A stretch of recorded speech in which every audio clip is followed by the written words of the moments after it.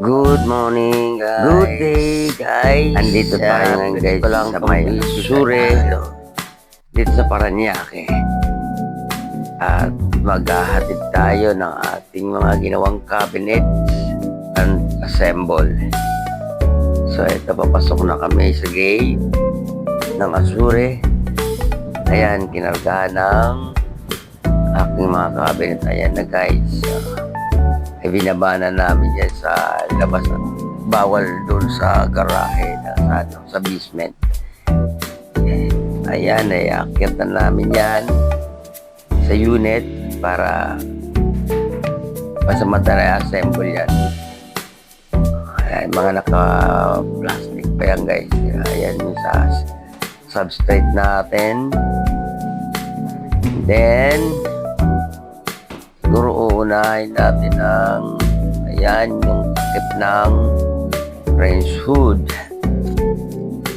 Ayan, buti may katulong kaya yung anak ko isa mo ano siya, marunong siya tumulong sa akin ng sa carpentry. Okay, may takip yan, guys, may takip yan na yan, hindi pa namin nailagay. Yun lang niya, takip lang siya, hindi siya swing. Yung atin naman sa kitchen sink, umpisa na natin i-assemble. Gagamit tayo ng pang drywall na box.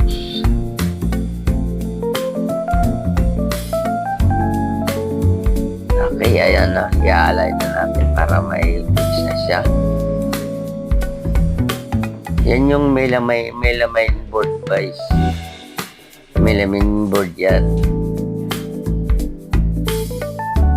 Ayan, tulong-tulong yung mga helper ko. Okay. Ayan, sa may part ng kitchen sink. Ayun, banda na yan dyan. Tatanggalin muna natin yung angle valve para may may butas natin yung sa likod, tsaka yung sa drain, yung abang ng drain yan.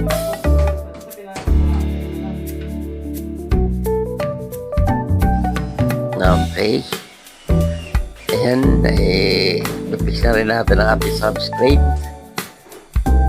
para masukatan na mamaya na maglalagay ng marble. Okay. Tapos na ang ating substrate at ready na pagkabit ng marble.